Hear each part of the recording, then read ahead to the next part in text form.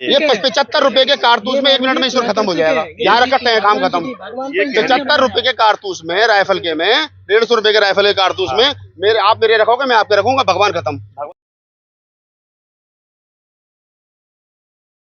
पहुंचोगे तो फिसल जाओगे और अम्बेडकर की 22 प्रतिज्ञाओं की सीढ़ी तक चलते हुए अब बुद्ध तक पहुंचोगे तो फिसलोगे नहीं, डिगोगे नहीं और डिग रहोगे नहीं। हमारा मन भी संतुष्ट नहीं होगा अगर अम्बेडकर की प्रतिज्ञा को लेकर चलते रहेंगे तो हम। इसका अलावा आपने बाबा साहब पढ़े नहीं। हम अपने अंदर पहली बात तो उनकी प्रतिज्ञा से द्वेष पैदा कर रहे हैं अपने मन के अंदर। दुख। पूरा नाम क्या है आपका? मेरा नाम सुनील कुमार है। किस जाति से? मैं जाटव समाज से हूँ, ठीक है। और हम अपने अंदर क्या है, ये नहीं है कि 22 बाबा साहब डॉक्टर अम्बेडकर की 22 प्रतिज्ञा आपके मन में द्वेष पैदा करती है। द्वेष पैदा कर रही हैं लोग द्वेष पैदा कर रही हैं कि आप इसको मत मानो और उसको मत मानो। हम तो ये कह रहे हैं, आप किसको मान रहे हो आप उसको मानो, जिसको आप जान रहे हो उसको मानो, ठीक है। इसका मतलब आपने प्रतिज्ञा पढ़ी, मैं आपको बता दूं। सुनो, मैं 22 प्रतिज्ञा सुन लो ना, सुनो एक मिनट, एक से सुन तो लो।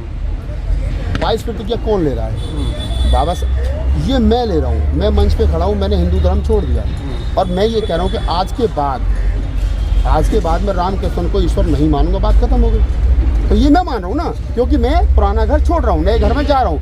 अब तो इसमें मेरे मन के अंदर जो चीज़ें थी और बाबा साहब उसमें ये भी कह रहे हैं कि मुझे ऐसा लग रहा है मेरा पुनर्जन्म हो रहा है, मेरा नया जन्म हो रहा है। अगर हम किसी को, हम अपने आप को बड़ा कहना चाह रहे हैं या अपने आप को महान कहना चाह रहे हैं तो हम उसमें किसी की बुराई नहीं रख सकते। बुराई कहाँ? एक मिनट, हम किसी की कमी भी महसूस नहीं कर सकते। अगर आपकी ये शर्ट में से बदबू आ रही है और आप ये कह रहे हैं कि आज के बाद ये शर्ट नहीं पहनूंगा, मैं नई शर्ट पहन रहा हूँ, तो उस पुरानी शर्ट की बेइज्जती है? नहीं, पुरानी शर्ट की बेइज्जती नहीं सर, ये बदबू वाला मैटर नहीं है। बदबू वाला ही है ना सर। जिस राम के मंदिर में घुसने से आपको बेइज्जत किया जाता हो, जिन मंदिरों में घुसने से आपको क्या नाम है जलील किया जाता हो, और अगर आज ये कह रहे हो कि मैं इस धर्म को नहीं मानूंगा, आप ये रखिए। अब आप सही पॉइंट पे, और मैं अब नए घर में जा रहा हूँ, सही पॉइंट पे आगे। अब मुझे बताइए, जब मुझे अम्बेडकर की ये मानना है और अम्बेडकर की बातों को मानना, तो मुझे जताने की क्या जरूरत है और उस मंदिर में पैर रखने की क्या जरूरत है? मुझे जहाँ पे मुझे सुनना पड़े उस मंदिर में मुझे नहीं जाना है, वहाँ मुझे दर्शन नहीं करना है।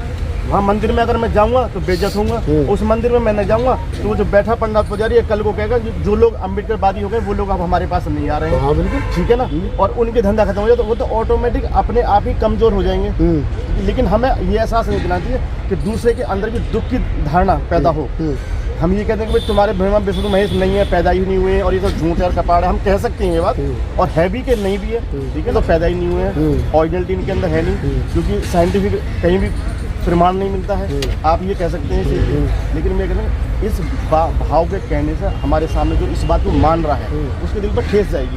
जब ठेस जाएगी उसके मन पर किसकी भावना जा रही है? मेरी भावना से। जब मैं किसी की भावना को ठेस दे सकता हूँ तो मैं बुद्धिस्ट कैसे हो सकता हूँ? अच्छा, मुझे हजारों सालों से जो आप कह रहे हो कि अगर मैं किसी की भावना को ठेस पहुंचा रहा हूं तो मैं बुद्धिस्ट कैसे हो सकता हूं? आपकी बात ठीक है। आप उनकी भावना है, आपकी भावना नहीं। मेरी भावना है। अब यही रुक जाइए। आप ये कह रहे हो कि अगर मैंने ये कह दिया कि मैं रामकृष्ण को ईश्वर नहीं मानूंगा तो उनकी भावना ठेस होगी, ठीक है। आपको इस देश के अंदर जाति के आधार पर आपकी बहन बेटियों के बलात्कार किए गए, आपकी बहन बेटियों को देवदासी बनाया गया, आपके साथ में शोषण हुआ, अत्याचार हुआ, आपके पीछे झाड़ू बांध दी गई, आपके गले में हांडी लटका दी गई, और आज भी आज़ादी के 75 साल के बाद में बाबा साहब डॉक्टर अम्बेडकर की मूर्ति को रात के अंधेरे में तोड़ दिया जाता हो, जो मूर्ति किसी को नुकसान नहीं पहुँचा रही है लेकिन वो विचार बन चुकी है, तो क्या आपकी भावना नहीं है? अगर आप दूसरे की भावना का ध्यान रखते हो तो आप, मैं कहता हूँ कि अम्बेडकरवादी बुद्धिस्ट होना कठिन है, बुद्धिस्ट होना आसान है। बुद्धिस्ट हो तो किसी की भावना को ठेस मत पहुँचाओ, लेकिन अगर आप अम्बेडकरवादी बुद्धिस्ट हो, काशीरामवादी बुद्धिस्ट हो, तो आपको ये तय करना पड़ेगा कि जैसा क्या काशीराम साहब की कोटेशन है ना कि हमको तैयारी तो बैलेट की करनी है लेकिन इंतजाम बुलेट का भी रखना है। अगर इस देश के अंदर 183 ईसा पूर्व में बृहद्रथ के समय पर उस समय के बौद्धों ने हथियार उठा लिया होता तो यहाँ हिंदू राज नहीं होता, लेकिन वो भक्ति में लगे रहे, वो मेडिटेशन में लगे रहे और दूसरे लोगों ने कत्लेआम कर दिया। तो मैं ये कह रहा हूँ कि मैं किसी को मारने की बात नहीं कर रहा हूँ। बुद्ध ने कहा है ना कि अगर मेरे ऊपर आक्रमण होगा तो मैं बिना कारण हत्या नहीं करूंगा, लेकिन अगर मेरे ऊपर आक्रमण होगा तो फिर मैं शांत नहीं बैठूंगा। ये बुद्ध का संदेश है ना। सुरा में क्या नाम है, मैं क्या नाम है, अकारण मौत नहीं करूंगा, मैं अकारण किसी को दुख नहीं पहुंचाऊंगा, पंचशील में आता है ना ये।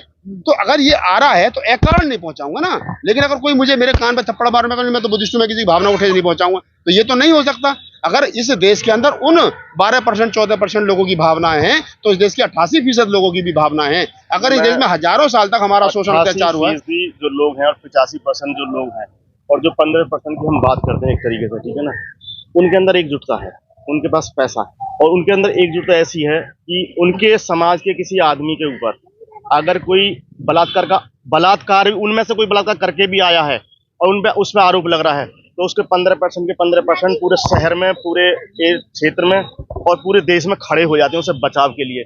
इनका तो कर्म रहा है ये, ठीक है ना, कमजोर को शोषित करने का इनका कर्म रहा है। लेकिन हमने इस चीज को पहले सहने में डाल रखा था, लेकिन अगर हमें सहना नहीं है तो हमें भी तो उसके एक साथ इकट्ठा होना होगा, खड़ा होना होगा, अपनी आवाज भी इतनी मजबूत करनी होगी जिससे कि सामने वाले को दब ना पड़े। अगर 85 लोग यहाँ खड़े हों और 15% आगे हम पर दबदबा दिखा दें, ये संभव है क्या? लेकिन हम आप 85% कहने के लिए हैं और हम 5% भी नहीं है। अच्छा, अब मुझे एक बात बताइए, हम क्यों नहीं 5%? हम 15 के पीछे 5 इसीलिए मारे जाते हैं। सुन लीजिए ना, मैं अब आपकी बात के जवाब दे रहा हूँ, साथ के साथ लेते चलो। इस देश के अंदर पिछले 50 सालों में बता दो ब्राह्मणों ने कोई आंदोलन किया हो? ब्राह्मणों ने कोई आंदोलन किया हो? ब्राह्मण, हाँ, ब्राह्मणों ने पिछले 50 साल में कोई रोड पे आंदोलन किया हो? मुझे बता दो ठाकुरों ने कोई आंदोलन किया हो? मैं बताऊंगा, आंदोलन बताता हूँ। बताओ। आंदोलन करने की उनकी एक नीति है, वो हमें पहचाननी पड़ेगी। उसमें जो आंदोलन जो वो करते हैं वो खुद नहीं करते, हम में से ही पकड़ते हैं और उन्हें खड़ा करते हैं और हमसे ही हमें लड़ा देते हैं। मैं जो कह रहा हूँ, आप मेरी बात नहीं समझ रहे। इस देश के अंदर पिछले दिनों ये सवाल खड़ा हुआ कि ब्राह्मण, उत्तर प्रदेश में खासतौर से सवाल उठाया गया कि ब्राह्मण जो है वो योगी सरकार में उनके साथ शोषण अत्याचार हो रहा है। तो क्या ब्राह्मणों ने कोई आंदोलन किया? इस देश के अंदर 10% सवर्णों को आरक्षण दिया गया, तो इसके लिए सवर्णों ने कोई आंदोलन किया? क्या इस देश के अंदर 15% लोगों ने अपने हकों के लिए कोई आंदोलन किया? नहीं किया। अब क्यों नहीं किया? वो इसलिए नहीं किया क्योंकि उनके पास में संसाधन ऑलरेडी वो कब्जे में है, तो वो आंदोलन नहीं करेंगे। अब जो बात आप कह रहे हैं, इस देश के अंदर उदाहरण के साथ बता रहा हूँ, अगर 13 पॉइंट रोस्टर को लेकर के प्रोटेस्ट होता है तो सरकार को बैकफुट पे जाना पड़ता है। अगर 2 अप्रैल को इस देश के अंदर SC/ST एट्रोसिटी एक्ट को लेकर के प्रोटेस्ट होता है देश भर में, तो सरकार को बैकफुट पे जाना पड़ता है। अगर किसान आंदोलन करते हैं तो वो बैकफुट पे सरकार को जाना पड़ता है। एकजुटता का जो सवाल है, आज मैं ज्यादा बड़ी बात नहीं कर रहा, प्रधानमंत्री मोदी जी को कह दो, जो उनके निजी लोग हैं, कि आप एक रैली करके दिखाओ पूरी ताकत लगा करके। कितने लोग आएंगे आप देख लेना। एक तरफ मायावती को बोल दो कि आप पूरी ताकत के साथ एक रैली करके दिखाओ, वो प्रधानमंत्री हैं, देश में पूरा सिस्टम उनके हाथ में है, और उनके भी लोग गिन लेना और मायावती के भी लोग गिन लेना, आपको पता चल जाएगा लोग किधर ज्यादा है। दूसरी चीज, अब सामाजिक मूवमेंट पे आ जाते हैं। चंद्रशेखर रावण, मैं किसी का विरोध नहीं करता, सबका अच्छी बात, सबका समर्थन होना चाहिए। चंद्रशेखर रावण अगर आज भी रोड पर निकले, आज यहाँ से निकल जाए, तो साथ हो सकता 100 गाड़ी आगे, 100 गाड़ी पीछे, ना MP है, ना MLA, ना निगम पार्षद, ना पार्षद, कुछ नहीं है, एक सोशल एक्टिविटी करता है, तो उसके साथ हो सकता है 1000-2000 आदमी, 4000 आदमी जहाँ जाता है इकट्ठे हो जाते हैं। मुझे ब्राह्मणों में, ठाकुरों में, क्षत्रियों में एक नेता बता दो जिसके आह्वान पर, सोशल एक्टिविस्ट के आह्वान पर, क्या नाम है, वो 200 आदमी इकट्ठे कर दे। नहीं कर पाएगा। क्यों? क्योंकि वो आपके कंधे पर बंदूक रख के चलाता है।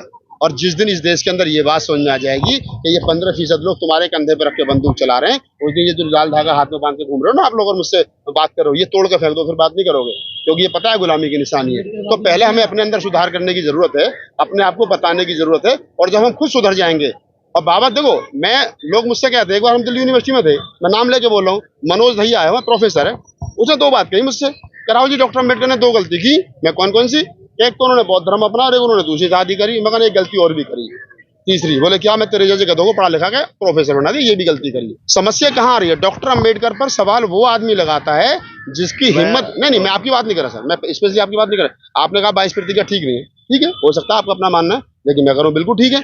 22 प्रतिज्ञा वो है कि अगर आपके पास में 1 लाख का एप्पल का फोन है और उसके अंदर वायरस आ जाए तो आपको एंटीवायरस लगाना पड़ेगा। अगर आपके बौद्ध धर्म के अंदर, हिंदू धर्म का वायरस आ जाए तो आपको 22 प्रतिज्ञाओं का एंटीवायरस लगाना पड़ेगा। अगर आज इस देश के अंदर रविदासी पंथ का सत्यानाश हुआ, रविदास के मंदिरों में सारे हिंदू के देवी देवता बैठे हैं, तो वो इसलिए बैठे हैं क्योंकि उनके यहाँ एंटीवायरस नहीं है। हम गलत नहीं, सुनिए, अगर आज भी बौद्ध विहारों में हिंदुओं के देवी देवता एंट्री नहीं कर पाए तो वो 22 प्रतिज्ञा टंगी है, इसलिए एंट्री नहीं कर पाए। अन्यथा जो हिंदी जिस बौद्ध धर्म की बात आप कर रहे हैं ना, इस पर तो पहले भी उन्हीं का कब्जा कर रखा था, और अब तो बिल्कुल कर लेते। ये जो 280 बुद्ध विहार दिल्ली के अंदर बने हुए है ना, यहाँ किसी देवी देवता की मूर्ति नहीं है, सैकड़ों रविदास मंदिर मिल जाएंगे जहाँ देवी देवताओं की मूर्ति है। क्यों? क्योंकि डॉक्टर अम्बेडकर 22 प्रतिज्ञा के रूप में आपको एंटीवायरस दे गए हैं। जब हमें लगता है कि इसका हिंदुईकरण, जैसे मैंने कहा, आपने लाल धागा बांध रखा है, तो ये एंटीवायरस जितना आप बाबा साहब की 22 प्रतिज्ञा मान लोगे और उनकी जीवनी पढ़ लोगे, अपने आप तोड़ के फेंक दो, मुझे कहने की जरूरत ही नहीं है। तो आप इसको समझिए, मैं आपका नहीं, किसी का नहीं, आपने सवाल किया, मैंने जवाब दिया। ये धागा किसी उसमें नहीं जाता जिसमें आप लेके चल रहे हो। सुनिए देखिए मैं बोल रहा हूँ ना अच्छा, आप यार, मैं प्रोफेसर हूँ, मैं बता रहा हूँ ना मुझसे सुनिए। ब्राह्मण जब इस देश के अंदर आया, विदेशी है, और जब आया तो उसने यहाँ के लोगों को गुलाम बनाया, मारकाट की जो भी किया, और उसने अपना जनेऊ जो है वो यहाँ के राजाओं के खून से रंगा। आप ही खोलोगे, रुक जाओ, आप ही खोलोगे, मैं नहीं खोलूंगा, आप ही खोलोगे। और जब वो यहाँ के राजाओं के खून से रंगा तो उसने विजय तिलक किया, अपने माथे पे लगाया, और उसका कत्ल करने के बाद में ये जो जनेऊ था ये हमारे लोगों को गुलाम बनाने के लिए हाथ में बांधा, और वो बांधते वक्त क्या बात कहता वो मैं बता रहा हूँ। वो गुलाम धागा बांधता और कहता ऐतबद्दो बलि राजा दानवेंदो ए बलि एम तुम बदामी माचल माचल माचल। इसका हिंदी अनुवाद ये है कि जिस प्रकार राजा बलि को मैंने धागा बांध करके गुलाम बनाया था, ठीक उसी प्रकार तुम मेरे गुलाम हो, हिलो मत हिलो मत हिलो मत। अगर मेरी बात में विश्वास ना हो तो कहीं पढ़ लेना। अब जो लोग बाबा साहब डॉक्टर अम्बेडकर तो गुलामी की सारी जंजीरें तोड़ गए, बुद्ध ने तो कोई धागा किसी के बांधा नहीं, उसको सब उसको बंधन काट दिए। और आज भी अगर आप जो लोग बांधते हो तो मुझे उम्मीद है आगे से नहीं बांधोगे, आप खुद ही तोड़ दोगे इसको। नहीं, ये तो यही तोड़ोगे आप इसे। नहीं, मैं तो तोड़ ही दूंगा। इसको तोड़ने से फिर मैं आप अभी खोलो, फिर मैं आगे बात भी कर रहा हूँ, ठीक है भलाइए। और अब मैं आपको मंदिरों पे लेके जाता हूँ, ठीक है ना। मुझे एक भी मंदिर ऐसा बताओ जो हिंदुओं का है हिंदुस्तान के अंदर और जो 2000 साल पुराना है। नहीं, भारत के मैं पूरे भारत के अंदर एक भी मंदिर यहाँ हिंदुओं का नहीं है। उन्होंने बौद्धों के मंदिर पे कब्जा किया, उनको तोड़ा और अपनी विरासत। अब मैं आपको एक बताता हूँ, इनकी जो नीति है ब्राह्मणों की, उस नीति पे भी आया हूँ मैं आपके लिए। ब्राह्मणों की नीति है, ब्राह्मण भी किसको पूज रहा है? बुद्ध को पूज रहा है। ये आप कहोगे नहीं और आप जान नहीं पाओगे, जानोगे जब इसको पढ़ लोगे आप, ठीक है ना। बुद्ध ही शिव है, बुद्ध ही विष्णु है, बुद्ध ही महेश है, और इसका प्रमाण है, ठीक है ना, इसका प्रमाण है जहां उन्होंने ब्रह्मा को, मैं समझ गया आप क्या कहना चाह रहे हैं, उन्होंने स्थापित किया जहां बुद्ध को ब्रह्मा बनाया उन्होंने, जहां बुद्ध को इन्होंने विष्णु बनाया, जहां बुद्ध को इन्होंने शिव बनाया, वो जगह मौजूद है, प्रेजेंट है। बाबा साहब ने खुद कहा है कि अगर मुझे मौका मिलेगा तो मैं स्थापित कर दूंगा। वो सारे बुद्ध विहार है, वो सारे बुद्ध विहार है। और जो आप कह रहे हो कि 85% के लिए इन लोगों के लिए मंदिरों में एंट्री क्यों नहीं थी? वो इसीलिए नहीं थी कि अगर ये उस समय भी अगर ये इनको एंट्री दे देते, वहां पे लिखा होता है कि शूद्रों को एंट्री करना मना है मंदिरों के अंदर। अगर ये लोग वहाँ एंट्री कर जाते तो कहते सारे सीधे कहते ये तो बुद्ध है, ये तो शिव है ही नहीं, ये विष्णु है ही नहीं, ये तो शिव है, ये तो ब्रह्मा है ही नहीं, ये तो शिव है, ये तो क्लियर हो जाता है। ब्राह्मण जो पूज रहा है, लेकिन ईश्वर एक है, ये मानते हो? अल्लाह भी नहीं मानता। मैं कह रहा हूँ आप मत मिलोगे ईश्वर, मिला हूँ, मिले हो कभी, मिलूंगा, मैं बताऊंगा, मिलना बताऊंगा। ईश्वर कहाँ है? ईश्वर जो वर्ड है, भगवान जो है वो एक है। कहाँ है भगवान? ईश्वर कहाँ है? भगवान जो आपको आवाज दे रहा है। नहीं, ये तो नेचुरल है, नेचुरल नहीं है। ये 75 रुपए के कारतूस में 1 मिनट में ईश्वर खत्म हो जाएगा। यहाँ रखते हैं, काम खत्म। 75 रुपए के कारतूस में, राइफल के में, 150 रुपए के राइफल के कारतूस में आप मेरे रखोगे, मैं आपके रखूंगा, भगवान खत्म। भगवान खत्म ना, भगवान लिया ना, भगवान खत्म।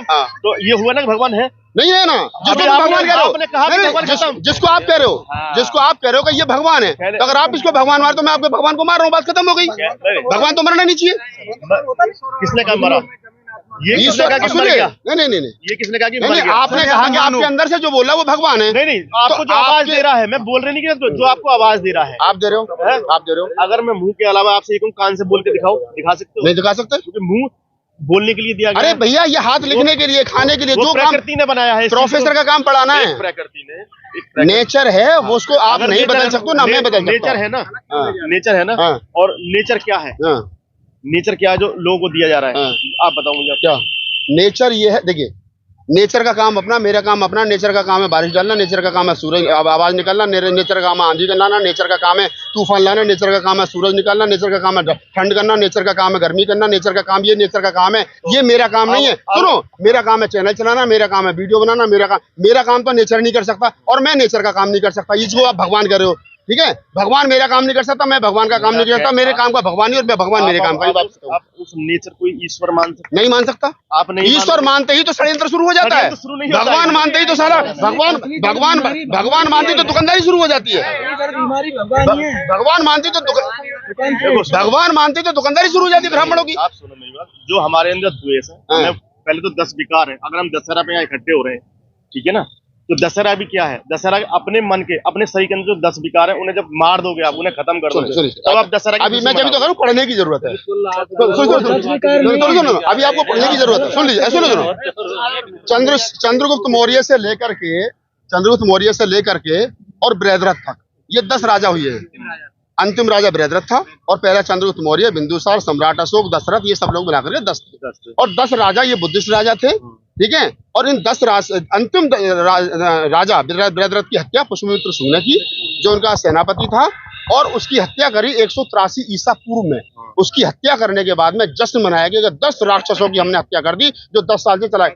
वो जो रावण 10 सर वाला नहीं है, माँ के पेट से अगर 6 उंगली का बालक पैदा हो जाए तो टेंशन हो जाती है, 10 सर वाला कहाँ से पैदा होगा, ठीक है। तो वो 10 बौद्ध राजाओं के विचारों की हत्या करके, बुद्धिस्ट राजाओं की हत्या करके, उन्होंने 183 ईसा पूर्व में इस देश के अंदर हिंदू धर्म की स्थापना की तलवार के बल पर। अब आप इसको 10 विकार बोलिए। अब इसी का ही आ जाता हूं। नहीं, जो भी था XYZ उस समय हमारे पास यही समय जब हम बुद्ध की इस बात को मानते थे और बुद्ध की प्रणाली में हम चल रहे थे, जो हम सभी बुद्धिस्ट थे, पूरा हिंदुस्तान, पूरी दुनिया, आधी धरती बुद्धिस्ट थी, ठीक है ना। और हिंदुओं का तो नामो निशान नहीं था कहीं पे, करेक्ट है ये बात, ठीक है ना। तो ये जब जितने भी नियम हैं, चाहे वो दीपावली का हो, दशहरा का हो, होली का हो, उस समय पे बिल्कुल प्रैक्टिकली बता रहा हूँ मैं आपको, उस समय पर जो त्योहार था, बुद्ध का भी एक पहला त्योहार था उसी दिन का, लेकिन इन त्योहारों पे कब्जा कैसे करा गया, ठीक है ना। शांति सर बोझी के साथ बैठते थे क्या? नहीं, आप पहले मेरी बात सुनिए। नहीं, मुझे लग रहा है आप उनके साथ चाय पिए। मैं ना तो किसी शांति प्रिय बौद्ध के साथ ये क्या है ना, ये हमारे लोगों के बीच में एक अलग ग्रुप तैयार हो रहा है।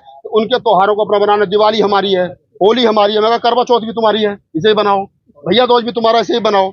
ये जो दौड़ लग रही है ना, दिवाली हमारी दीपदान उत्सव है, ये खत्म करो, बुद्ध पूर्णिमा मनाओ, क्या नाम है, अम्बेडकर जयंती मनाओ, कबीर जयंती मनाओ, रैदास जयंती मनाओ। मैं क्यों नहीं मनाता, मैं बता रहा हूँ ना आपको।